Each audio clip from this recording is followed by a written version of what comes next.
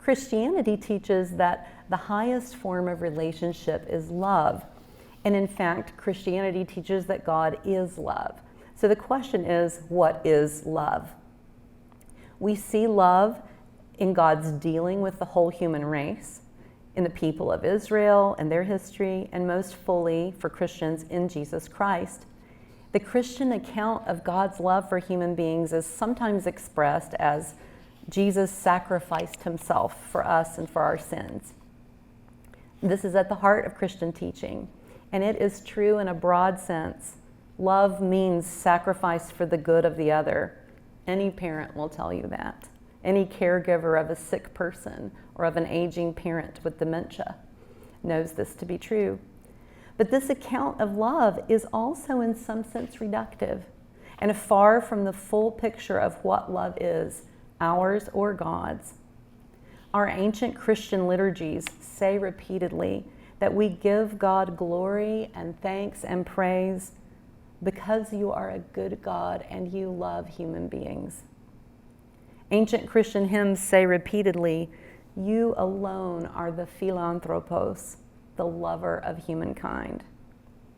I just want to say, you don't, because I know I have religious studies colleagues here, that you do not have to read a lot of mythology or other like Near Eastern religious texts like the Enuma Elish to know that that is quite the claim, that this God is an actual lover of human beings. For Christians, the love of God consists in God's creating us and in truly appreciating and delighting in our splendor. He calls us of all the creation which is good, very good, and it consists in his wanting to be with us. Paradise in the Judeo-Christian account is intimate and homely, almost hobbit-like. God walks and talks with Adam and Eve in the cool of the day, and in Exodus, when God delivers his people from slavery, he has them craft carefully, build and embroider a beautiful, beautiful tabernacle, a tent of meeting, he calls it, so he can be with them. They will be my people and I will be their God, he says. Christians understand the tent of the tabernacle in the Old Testament, which was made out of animal skins, to be a foreshadowing of Jesus, the second person of the Trinity, who the Gospel of John tells us was with God and was God from the beginning, and yet took on human flesh, those skins, to live among us. This is why one of the very favorite books of the ancient and medieval Christians was the great erotic love song of the Hebrew Bible, the Song of Songs or the Song of Solomon. This book, more than any other, expressed for them the desire of God and God's people for each other, their delight in each other, their willingness to endure suffering and the pangs of longing and separation, to run through the streets at night in pursuit of the beloved.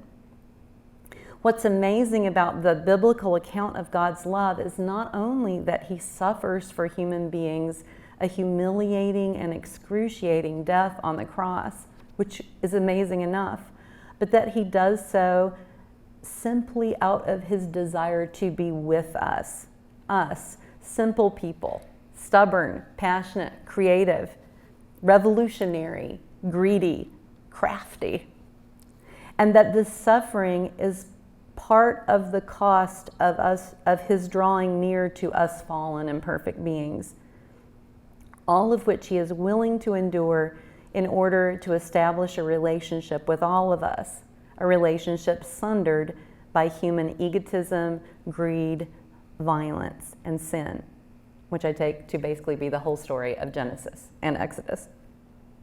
One of my favorite theologians, the Russian expatriate Paul Evdokimov, speaks in a great French expression of not just God's love, but God's amour fou, his mad in-loveness, his crazy love for human beings.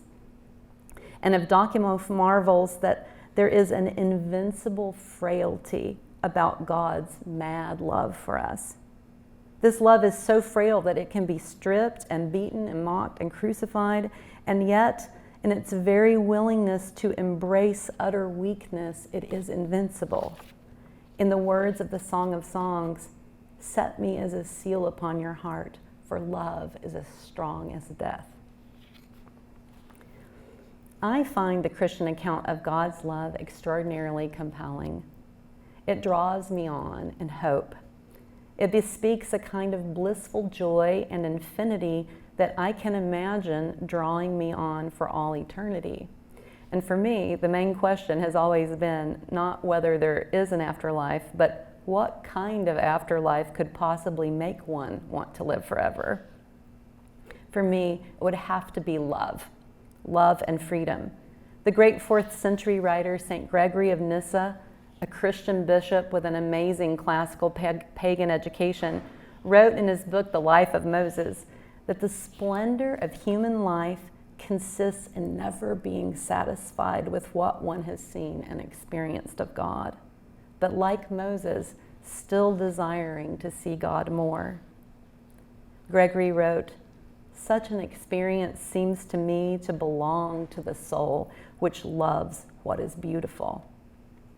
She uses the experience of goodness to inflame her desire to always want that goodness more." For me, I am with Gregory. When the Psalms say, "Deep calls to deep in the roar of your waterfalls, your waves and breakers have swept over me," it means that the depths of God's infinite love calls to the depths of the human heart in a truly singular way. This is why St. Peter is so radical when he speaks of our participating in the divine nature, 2 Peter 1:4. And likewise, Paul is so radical when he says that Christ in us is our hope of glory, Colossians 1:27. This is a radical and to me entirely winsome vision of salvation and human fullness and personhood as the real place where earth meets heaven, a real tabernacle, the place where time encounters eternity.